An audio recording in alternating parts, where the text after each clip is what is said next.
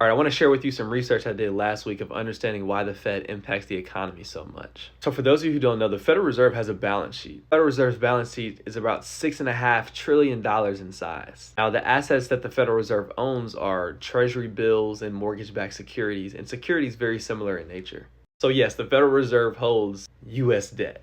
But what was most interesting is that the Federal Reserve has been decreasing their balance sheet since 2022. At the height of 2022, it was about $8.5 trillion in size. Now it's $6.5. But what does decreasing their balance sheet mean? So let's take a step back and understand when the Federal Reserve buys an asset, that is called quantitative easing, meaning they are injecting cash into the system or the economy. Now, let's say the Federal Reserve is selling an asset, that is called quantitative tightening. They're trying to soak up all of the excess liquidity in cash from the economy. But you may be thinking, Charles, if I am selling someone a treasury bill, does that not put more into the system?